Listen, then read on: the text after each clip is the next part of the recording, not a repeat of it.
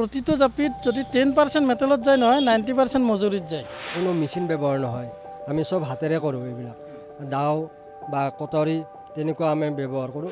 যদি আমাৰ বিহুবিলাক ভালদৰে চলি থাকে নহয় আমাৰ জাপিটোৰ বিক্ৰী বহুত ভাল হয়। নমস্কাৰ, ND24 বিশেষ অনুষ্ঠান এপলকলৈ স্বাগতম। মই নীলোৎপল ৰায়চৌধুৰী। আজি এপলক অনুষ্ঠানৰ বাবে উপস্থিত আছোঁ নলবাৰীত।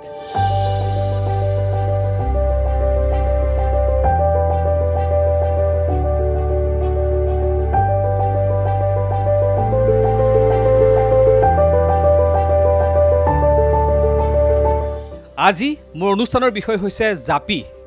নলবাৰী জিলাত আমি বিচাৰি আহিছোঁ এনে কিছুমান উদ্যোগ য'ত জাপি তৈয়াৰ কৰা হয়, কি ধৰণে জাপি তৈয়াৰ কৰা হয়, জাপিয়ে ৰাজ্যখনৰ কিমান অনুষ্ঠানৰ চাহিদা পূৰণ কৰে। যিহেতু বহাগ বিহু সমাগত, বহাগ বিহুৰ সময়ত জাপিৰ কি আদৰ সেয়া পুনৰ ক'ব নালাগে। জাপি অধিকাংশ জাপিয়ে যায় ৰাজ্যখনৰ বিভিন্ন অনুষ্ঠানলৈ নলবাৰী জিলাৰ পৰা। নলবাৰী জিলাত কি ধৰণে লোকসকলে সংস্থাপনৰ পথ বিচাৰি পাইছে জাপি উদ্যোগৰ জৰিয়তে, লগতে কি ধৰণে ইয়াত জাপি তৈয়াৰ কৰা হয় তাকে আজি দেখুৱাম অনুষ্ঠানৰ জৰিয়তে।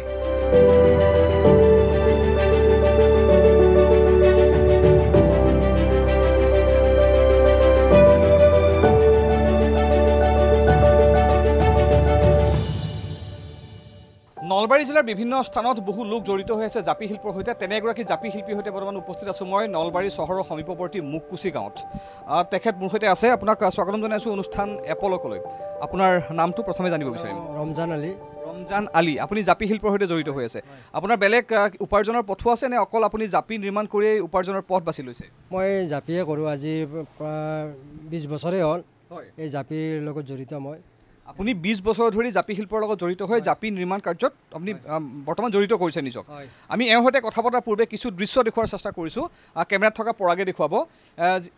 চাৰিওফালে জাপি ভৰি আছে, এখন ক্ষুদ্ৰ বিপণী এওঁ জাপিসমূহ ঘৰত বনাই এই ধৰণে বিপণীখনত ৰাখে আৰু ইয়াৰ পৰাই বহু লোকে জাপি ক্ৰয় কৰি লৈ যায়। ইয়ালৈ আহিলে আপোনালোকে জাপি ক্ৰয় কৰিব পাৰিব। আমি কিছু কথা পতাৰ চেষ্টা কৰিম। জাপি কি ধৰণে নিৰ্মাণ কৰে, জাপিয়ে কি ধৰণে চাহিদা, নলবাৰীৰ জাপিয়ে কি ধৰণে চাহিদা পূৰণ কৰিছে ৰাজ্যৰ বিভিন্ন প্ৰান্তৰ বিভিন্ন অনুষ্ঠান প্ৰতিষ্ঠানৰ, সেই সম্পৰ্কে আমি কথা পাতিম। ৰমজান আলী, আপুনি ইয়াত দৈনিক কিমান জাপি নিৰ্মাণ কৰে? আমি এনেই এতিয়া ছিংগল হিচাপে যদি আমি বনাওঁ তেতিয়াহ'লে আমাৰ বেছি নহয়, কিন্তু আমি পৰিয়ালে গোটাই বনাওঁতো। পৰিয়ালে বনালে আপোনাৰ ধৰক মিনিমাম আমি 18 ইঞ্চি জাপিটো বনালে 4-5টা এজনে গোটেইখিনি বনাব পাৰে। আৰু লগতে আপোনাৰ যদি ডাঙৰ হয়, ডাঙৰ হ'লে 2টা বনাব পাৰিম। মানে দিনটোত গড়ে যদি ধৰি লওঁ 4টামান জাপি বনাব পাৰে যদি পৰিয়ালৰ সকলোৱে লাগে, নহয় জানো? আপুনি হাতত যিটো জাপি লৈ আছে এই জাপিটো কিমান, এই চাইজ কিমান? 24 ইঞ্চি হয়। 24 ইঞ্চি। এনেকুৱা জাপি এদিনত কেইটা বনাব? 2টা বনাব পাৰিম। মাত্ৰ 2টা? কিন্তু আমি আপোনাৰ যিখন বিপণী ইয়াত দেখিছোঁ বহুত জাপ ইয়াত জাপি আছে। এই জাপিসমূহ কিমান দিন লাগিছে আপোনাৰ বনাওঁতে? এইটোতো আমি আগৰ পৰা এতিয়া তৈয়াৰ কৰি আছোঁ। বহাগৰ ছিজন, এতিয়া বহাগত আমি বিক্ৰী কৰিম বুলি আশা কৰি আছোঁ। প্ৰায় আমাৰ ধৰক 3-4 মাহমান আমি বনাইছোঁ, আৰু মই অকলে বনা নাই, মোৰ পৰিয়ালে গোটাই বনাইছে। গতিকে সেই হিচাপে আমি জমা কৰি ৰাখিছোঁ, আশা কৰিছোঁ বহাগত বিক্ৰী কৰিম বুলি। মানে বহাগৰ মাহত জাপিৰ চাহিদা নিশ্চিতভাৱে বৃদ্ধি পায়। আপোনালোকৰ ব্যৱসায়ো লগতে শিল্পতো আপোনালোকে বেছিকৈ জড়িত হ'ব লাগে বহাগৰ মাহটোত। বহাগত আমি আৰম্ভ কৰোঁ একদম চৈতৰ পৰা। চৈত আৰম্ভ হ'লে আমাৰ আহি গ'ল যে আমি বহাগত জাপিটো বিক্ৰী কৰিম। আৰু এনেকুৱা হয় যে কেতিয়াবা নাটনিও হয়, তেতিয়া চিন্তা কৰোঁ যে আগতীয়াকৈ বনাই থ'ব লাগিছিল নেকি, এনেকুৱা চিন্তাও হয়। এইবাৰো আমাৰ এটা আশা আছে যে যোৱা বছৰ বহুত ভাল হৈছিলে, আমাৰ জাপিৰ বিক্ৰী খুব ভাল হৈছে, আৰু এইবাৰো এটা আশা কৰি আছোঁ যে বহাগত আমাৰ গোটেই শেষ হৈ যাব এইবিলাক মাল। আপোনালোকে বছৰটোত কিমান জাপি বনায়? যিহেতু আপুনি ক'লে যে 4-5টা, খুব বেছি 4-5টা জাপি এদিনত বনাব পাৰে যদি পৰিয়ালৰ সকলোৱে লাগে।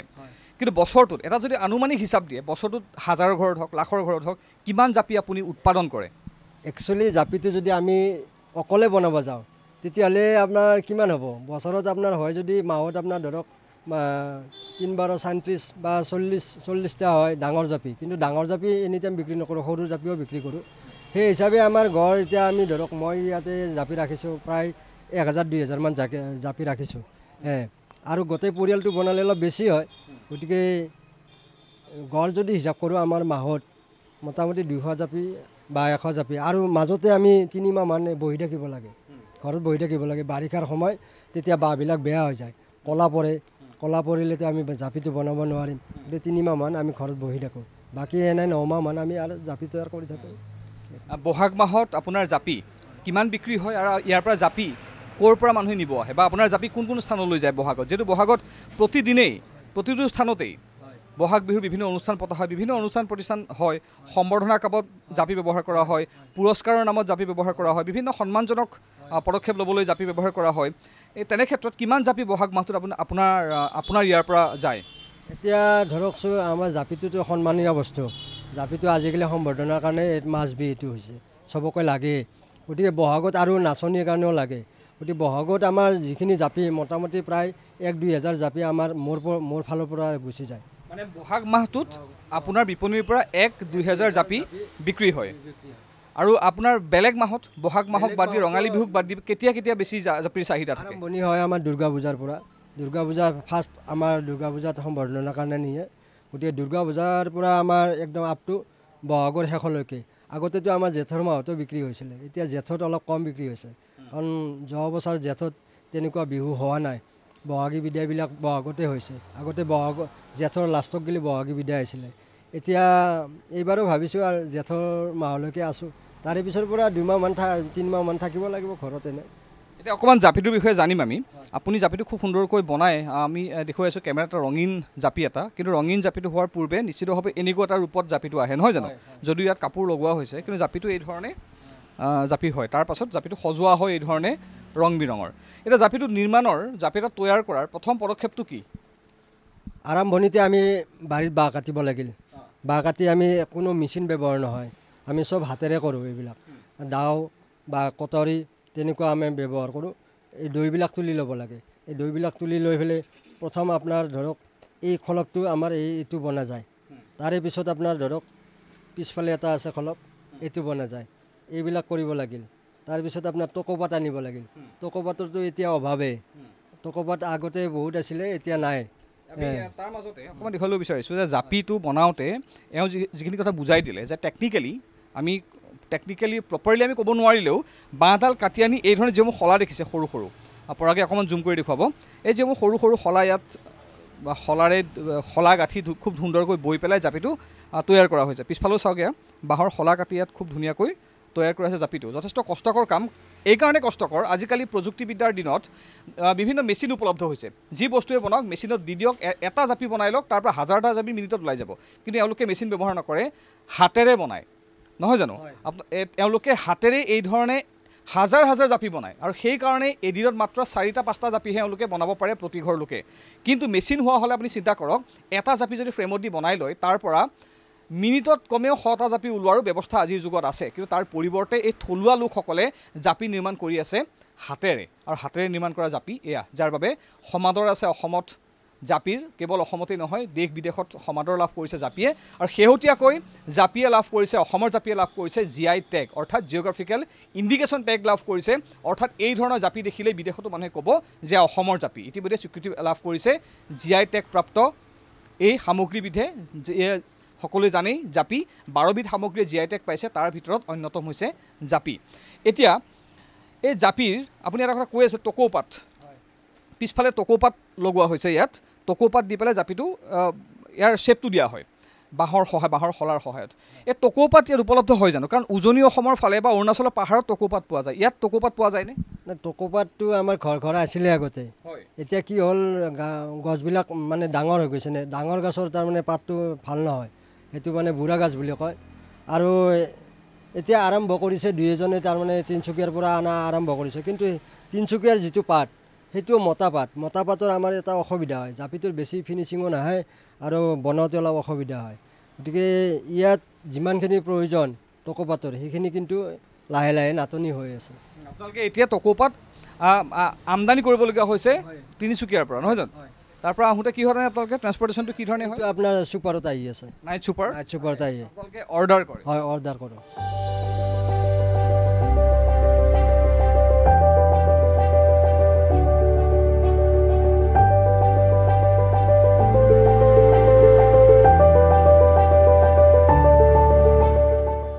জাপি তৈয়াৰ কৰিবলৈ যি টকৌপাত ব্যৱহাৰ কৰা হয় ৰমজান আলীৰ হাতত টকৌপাত আছে এই ধৰণৰ টকৌপাত ব্যৱহাৰ কৰা হয় জাপি এটা তৈয়াৰ কৰাৰ বাবে এই টকৌপাত শুকুওৱা হয় পৰাকে দেখুৱাব এই চাওক কি ধৰণে টকৌপাত শুকুৱাই ৰখা হৈছে ৰ'দত এই টকৌপাতসমূহ অবিহনে জাপি এটা সম্পূৰ্ণ কেতিয়াও হ'ব নোৱাৰে জাপি এটাৰ তৈয়াৰ হ'ব নোৱাৰে এই টকৌপাতসমূহ অনা হয় তিনিচুকীয়া জিলা বা অৰুণাচল সীমান্তৱৰ্তী বিভিন্ন অঞ্চলৰ পৰা য'ত টকৌপাত যথেষ্ট পৰিমাণে উপলব্ধ হয়। পূৰ্বতে নলবাৰী জিলাৰ বিভিন্ন গাঁৱত টকৌ গছ আছিল বা টকৌপাত উপলব্ধ আছিল, এতিয়াও আছে যদিও সেয়া টকৌপাতে কিন্তু জাপি যি ধৰণে তৈয়াৰ কৰা হয় সেই অনুপাতে চাহিদা পূৰণ কৰিব নোৱাৰে। সেয়ে অৰুণাচল প্ৰদেশৰ সীমান্তৱৰ্তী অঞ্চল বা উজনি অসমৰ পৰা টকৌপাত লৈ অনা হয় নলবাৰী জিলালৈ জাপি তৈয়াৰ কৰিবলৈ, নহয় জানো? হয়। আপোনালোকে কিমান আনে মাহটো টকৌপাত? আমাৰ ইয়াতো মানে ওলাই আমাৰ ধৰক যি 4-5খন গাঁও আছে, এই গাঁৱৰ প্ৰত্যেকৰে মানে আছে বুলি ক'ব পাৰি টকৌপাত। তথাপিও বাহিৰৰ পৰা আনে। আৰু এতিয়া মই বৰ্তমান তিনিচুকীয়াৰ পৰা এইবাৰ 1200 পিচ আনিছিলোঁ। আপোনালোকে দেখিছে ইয়াত মেলি দিছোঁ। এইবিলাক আৰু আপোনাৰ কি কৰিব লাগিব জানেনে? এইটো আপোনাৰ ধৰক এতিয়া শুকাই লৈছোঁ, তাৰপিছত আৰু পানীত জিকাব লাগিব। জিকাই পেলাই আপোনাৰ ধৰক তেতিয়া উঠাই পেলাই এইটো এতিয়া চেপি গৈছেনে, এতিয়া আকৌ এই চিধা কৰিব লাগিব। মানে ইমান সহজ নহয়? ইমান সহজ নহয়, এই বহুত কষ্টকৰ কাম এইবিলাক।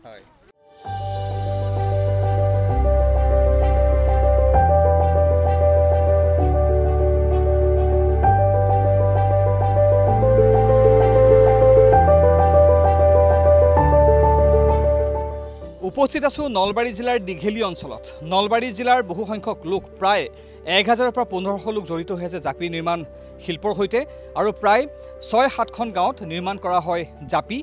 এই গাঁওসমূহৰ বহু সংখ্যক পৰিয়াল জড়িত হৈ আছে জাপি নিৰ্মাণ শিল্পৰ সৈতে। মোৰ পিছফালে যিসকল লোক দেখিবলৈ পাইছে এইসকল হৈছে দীঘেলী গাঁৱৰ লোক।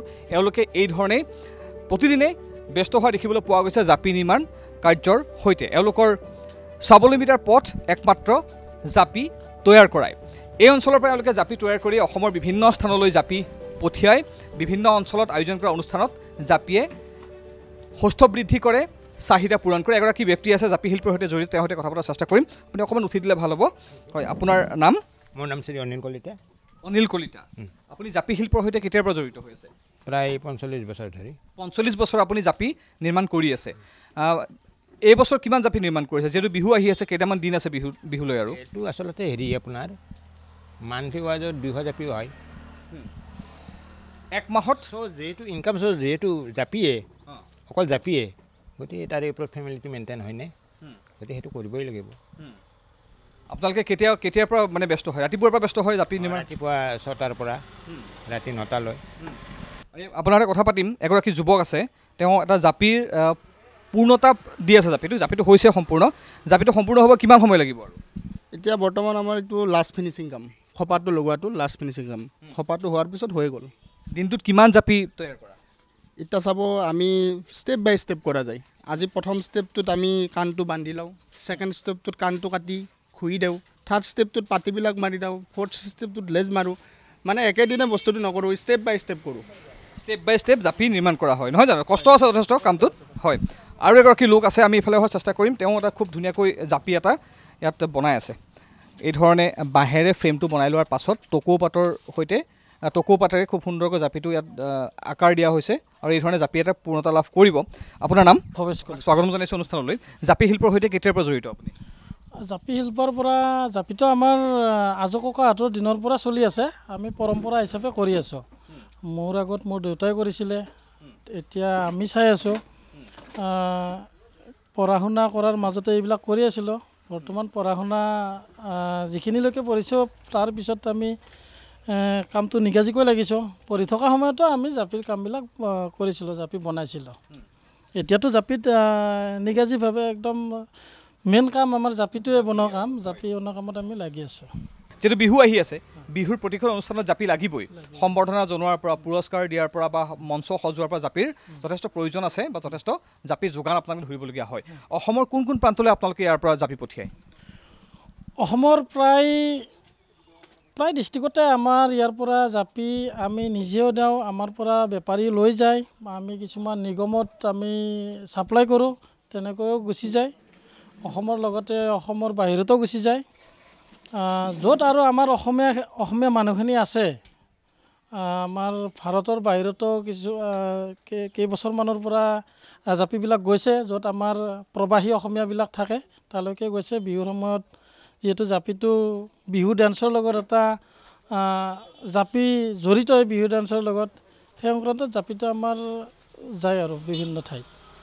আপোনালোকে বিহুৰ সময়ত যিহেতু নলবাৰীতেই জাপি অধিকাংশ জাপি নলবাৰীতে তৈয়াৰ কৰা হয় হ'লেও বিহুৰ সময়ত কিমান বাঢ়ি যায় চাহিদা বহাগ মাহতো আমি দিনে ৰাতি বহাগ বুলি নহয় বিহুৰ ঠিক 2 মাহ 3 মাহ আগৰ পৰা আমাৰ প্ৰস্তুতিটো দিনে ৰাতি চলি থাকে তাৰে আগত আমাৰ এনেই দিনটোত কৰা যায় ৰাতি হয়তো অলপ লেহেমগতিত হয় কিন্তু বিহুৰ 2 মাহ 3 মাহ আগত আমি দিনে ৰাতি জাপিটো তৈয়াৰ কৰিব লাগে কাৰণ এইটো বস্তু একেদিনে কৰা বস্তু নহয় এইটো ষ্টেপ বাই ষ্টেপ কোনোবা দিনা যদি আমি জাপিৰ খাটিবিলাক বনাওঁ কোনোবা দিনা বাওবিলাক কোনোবা দিনা টকোপাত লগোৱা কামখিনি তাৰপিছত আপোনাৰ এই ছাইডৰ কাপোৰটো লগোৱা কাণটো ভাঁজ কৰি বিভিন্ন ধৰণৰ কাম ফিনিচিংখিনি এতিয়া আপোনালোকে দেখিছে অলপ আগত দেখাইছে তেনেকুৱা আমি বনাই আছোঁ এইবিলাক আমাৰ বৌ হয় বৌহঁতেও আজৰি সময়ত এইবিলাক কামত লাগি থাকে তাৰমানে পৰিয়ালৰ প্ৰতিজন মানুহে জাপিটো তাৰমানে বাচ্চা ল'ৰা এটাইও কিবা এটা নহয় কিবা এটা কাম কৰিব পাৰে সাধাৰণ কাম হ'লেও জাপিৰ আৰু আপোনাৰ আমাৰ জাপিৰ মেইন খৰচটো হৈছে মজুৰি ইয়াত আপোনাৰ মেটেলত বৰ বিশেষ কথা আহি নপৰে প্ৰতিটো জাপিত যদি 10% মেটেলত যায় নহয় 90% মজুৰিত যায় জাপিটো মজুৰিৰ ওপৰতে আমাৰ জাপিটোৰ দামটো নিৰ্ধাৰণ কৰিব লগা হয় যেহেতু মানে হাতেৰে বনায় মেচিনো নাই ইয়াত নহয় জানো হাতেৰে বহুত যথেষ্টখিনি সময় দিব লগা হয় হয় এতিয়া চাব আমি যিহেতু বস্তু বাহানিৰ দামবিলাক বাঢ়ি গৈছে মানুহে চলিব নোৱাৰা হৈছে তেনেস্থলত বাকী কামবিলাকৰ যিটো আমাৰ দিন হিচাপে মজুৰি পায় হা সেই মজুৰিতে আমি জাপিত দিব লগা হয় আৰু সেইকাৰণে আমি জাপিটোৰ অলপ দাম বঢ়াব লগা হৈ যায় এতিয়া চাব এজন মানুহে দিনটোত 3-4টা জাপি বনাব পাৰে গোটেই গৰু আৰম্ভণিৰ পৰা ক'লে 3-4 পিচ জাপি বনালে আপুনি চিন্তা কৰক এজন মানুহৰ মজুৰি কিমান হয় সেই হিচাপে জাপিটোৰ দামটো আমি কৰিব লগা হয় আপোনালোকে এটা জাপি এটা মজলীয়া আকাৰৰ জাপি এটা কিমান টকাত বিক্ৰী কৰে আপোনালোকে এতিয়া চাব আমি ইয়াত হোলচেল কৰোঁ আমাৰ ইয়াৰ পৰা দোকানী হওক বেপাৰী হওক লৈ যায় আমাৰ ইয়াত আপোনাৰ জাপি 40 টকাৰ পৰা আৰম্ভ হয় জাপি বিভিন্ন সাইজৰ জাপি আছে আপোনাৰ 40 টকাৰ পৰা একদম ধৰক 8-9 হাজাৰ টকালৈকে আমাৰ ইয়াত পাৰ পিচ জাপিত আছে এতিয়া বিহুৰ সময়ত এবাৰ নিৰ্বাচনো আহিছে যথেষ্ট প্ৰভাৱো পৰিছে বিহুৰ অনুষ্ঠানসমূহৰ ক্ষেত্ৰত নিৰ্বাচনৰ বাবে এতিয়া আপোনালোকে যিটো জাপি তৈয়াৰ কৰে জাপি নিৰ্মাণ কৰে আপোনালোকে কেৱল বিহুৱেই নহয় আপোনালোকে বিভিন্ন ৰাজনৈতিক সভাসমূহতো জাপি যোগান ধৰিবলগীয়া হয় এতিয়া আপোনালোকে বেছি ভালদৰে গম পাব যে বিহুত এতিয়া অসমৰ প্ৰেক্ষাপটত বিহুত বেছি জাপি লাগে নে ৰাজনৈতিক অনুষ্ঠানৰ বাবে বেছি জাপি লাগে এইটো ৰাজনৈতিক অনুষ্ঠানত বৰ বেছি নালাগে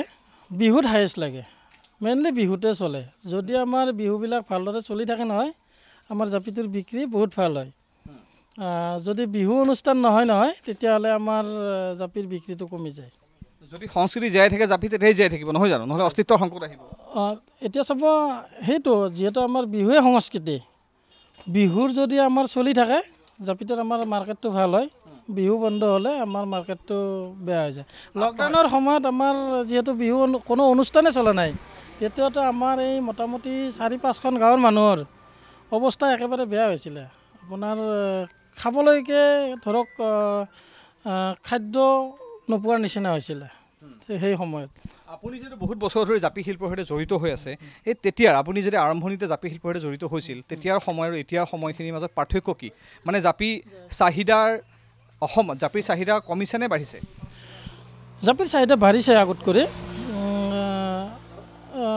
বাঢ়িছে বহুত বাঢ়িছে আমাৰ অনুষ্ঠানবিলাকো বাঢ়িছে যিহেতু আমাৰ অকল বিহু অনুষ্ঠান বুলি নহয় ধৰক মাঘৰ মাহত সভা সমিতিবিলাক হয় সেইবিলাকত আমাৰ জাপিবিলাক যায় বিভিন্ন অনুষ্ঠান আছে পূজা আছে বা আজিকালি বিয়াৰ অনুষ্ঠানবিলাকত জাপিটো বেছিকৈ লগা হৈছে ধৰক বিয়াৰ পেণ্ডেল এটাত কমেও 50-60 পিচ জাপি আমাৰ প্ৰতিটো পেণ্ডেলত 20ৰ পৰা 50 পিচৰ ভিতৰত জাপি আমাৰ পৰা লৈ যায় তেওঁলোকে পেণ্ডেলত সজায় তেনেকৈ আৰু জাপিৰ প্ৰতি মানুহৰ অলপ আকৰ্ষণটো বাঢ়িছে ডেকৰেশ্যন টাইপত যিটো জাপি যিধৰণে আপোনালোকে জাপি তৈয়াৰ কৰিয়ে আপোনালোকে উপাৰ্জনৰ পথ বাছি লৈছে অসমৰ বিভিন্ন অনুষ্ঠান প্ৰতিষ্ঠানৰ আপোনালোকে সৌষ্ঠৱ বঢ়াইছে জাপি অসমীয়াৰ আৱেগ যি প্ৰতিষ্ঠান প্ৰতিটো অসমীয়াৰ আৱেগ জড়িত অনুষ্ঠানতে জাপি অপৰিহাৰ্য হিচাপে বিবেচিত হৈ আহিছে তেনে ক্ষেত্ৰত জাপিক যিমান গুৰুত্ব দি চৰকাৰে ব্যৱস্থা গ্ৰহণ কৰিব লাগিছিল সিমানখিনি আপোনালোকৰ ক্ষেত্ৰত জাপি শিল্পৰ সৈতে জড়িত লোকসকলৰ ক্ষেত্ৰত চৰকাৰে কোনো পদক্ষেপ লৈছেনে এতিয়া চাব চৰকাৰে জাপিৰ ক্ষেত্ৰত জাপিৰ মানুহখিনিক তেনেকুৱা সিমান পদক্ষেপ লোৱা নাই। এবাৰ কি হ'ল আপোনাৰ 2-4 বছৰ আগত আমাৰ 100জনীয়া কমিটি এটাক কিবা 50,000 কৰি এককালীন সাহাৰ্য দিয়া কথা আছিলে। আমাৰ 100জনীয়া এটা ছ'চাইটি বনালে, তাত আপোনাৰ 10,000 টকাকৈ দিলে 100জন মানুহক, বাকী 40,000 টকা আজিলৈকে আমি নাপালোঁ, কোনেও পোৱা নাই। কি হ'ল কি নহ'ল, কিন্তু চেংচনটো কৈছিলে কি চেংচনটো হৈছিলে 50,000 কৰি, কিন্তু আমি পালোঁ মাত্ৰ 10,000 কৰি 100জন মানুহে। কিন্তু মানুহ আছে আপোনাৰ কমে 1000ৰ ওপৰত আছে, তাতে চিলেকশ্যন কৰি 100জনক দিছে। সেই 100জনৰ যিটো 50,000 টকা তাৰেও আমাক 10,000 কৰি দি তাৰপিছত হ'ব কৰি আজিলৈকে আমি পোৱাই নাই। তাৰপিছত আমিও আশাটো বাদ দিব লগাই হ'ল।